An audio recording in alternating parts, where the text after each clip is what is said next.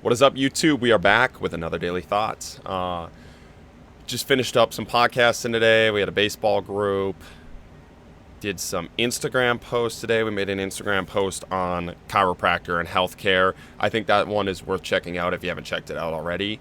I think there are a lot of things. I think that's probably somewhere around. I'm going to make my long form post tomorrow. I think that's somewhere around where my long form post is heading towards this week is how to deal with pain, why there are so many like bad thought processes around it, and hopefully give you guys a little bit more control and in-depth knowledge there around your own pain, how to deal with it, how to not freak out, how to not get stuck in a situation in which you need somebody. And I think a lot of those things are important. We're about to make some dinner. We got some ribeye. I've been crushing some ribeye recently. So freaking good, dude. Like, money. I've never made a good ribeye before, and I've been eating the last couple nights. It's a banger. They had them on sale at our. I did go to this food co-op. It's pretty expensive for a lot of shit, but they have like ground elk there, so I go there for that. But this steak I've been getting, the ribeye there, it's been on sale for like I think $10 a pound, which isn't like super cheap, but for ribeye it's pretty cheap. For this bougie ribeye, I guess I should say. But man, it is good. It's been killing it. And hack of the day, since you guys liked I got a lot of good feedback on the comfy hack of the day. Zero sugar root beer right here. Oh my God, okay. It's probably not the most amazing thing for me, but I got such a sweet tooth that if I don't do that, I will diet for a long time and get in shape for a long time, and then I'll just binge on candy. Or actual pop, actual soda. I'm such a slob for that. When I grew up, we used to work on construction jobs, and every morning this is from when I've been like 5 years old and 5, not too young. I was pulled out of daycare to go do this because my parents couldn't afford daycare. Pulled to work. So from 5 to 16 years old, every morning we would stop at a gas station before we went out to our job site, and I would get a huge bag of Twizzlers, like one of the family-sized bag of Twizzlers, and then 2 1-liter bottles of Mountain Dew. And that was my fuel for the day. Man, could not have started off any worse. So that's why I have a lot of thought process about recovery and diet and stuff like that, because I've been through probably some of the worst of diets you wouldn't even imagine. But that was a 13-year diet there. So I got a little bit of sweet tooth that I had to break out of for a long time.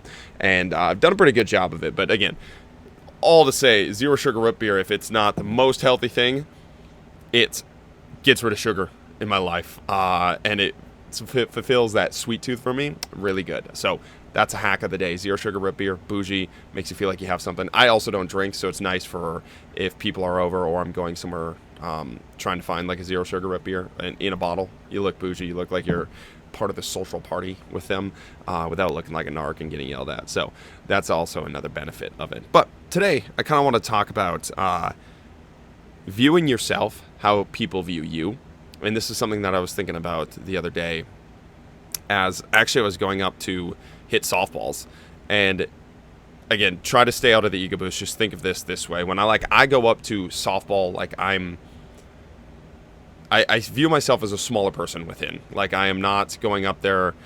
I go up there with competency and the ability, but not with like I'm the best softball player attitude ever. Like I just don't think that way. Like I think that I need to get a lot better. That's constantly the thoughts. Like you need to get better. And when you think constantly that you need to get better, you never actually think you are good or you are satisfied or you are in any position to be where you're at. Or and you don't even pay attention to where you're at. But I was walking up to this tunnel. We were playing a Hit Tracks tournament, and one of the guys we were playing, probably a lesser athlete, a lesser softball player. And he said something along the lines of, "Oh no, we have to play Yoakum's team. Like he's just gonna mash against us," or something along those lines. And again, ego aside, I'm trying to work this in a way of how do you say that about yourself without sounding like a total douchebag. But the message behind it was, I'm walking up viewing myself as a smaller version of myself. They are walking up viewing you from the outside as the actual version of yourself. And this is something I feel like a lot of us can work on in so many aspects of our lives, is viewing ourselves how other people view us and thinking about how other people view us, not in a sense of like waiting for their pressure, but I think many people see way more talent in other people than we see in ourselves and way more development in other people than we see in ourselves. And again, the amount of things I've pointed out to people on the flip end where I'm like pointing out and they don't even notice that about themselves. I'm like, how do you not notice that about yourself? Like, you do it every day. Like, you make a funny joke every day. You do this part every single day. Like, how do you not notice that about yourself? And then I look at myself. I'm like, oh, I'm also not noticing a ton of things about my own self. And I think it can be a powerful kind of exercise and a powerful tool to just see where you actually are at in reality. I just think so many people are kind of dissociative a lot of times in reality, or we're playing characters again without even realizing we're playing characters, and we never actually see what that is, and taking that step out. That was again, this is just mushroom trip part, but when I went on one of my heroic doses, I looked in the mirror, and when I looked in the mirror, I just saw 5-year-old Austin running this machine of big Austin, this bigger person, this 27-year-old body, and it was the first time I viewed, like, this is as psychedelic as this is going to sound, as hippie as this is going to sound, like, this is all a game. And then I was able to see other people as the 5-year-old version of themselves, just operating this bigger body, this form, this avatar that we inhabit, with somebody else running that thing. And so I see myself and I view myself as that smaller person running the thing within this bigger Austin, this outside character of myself.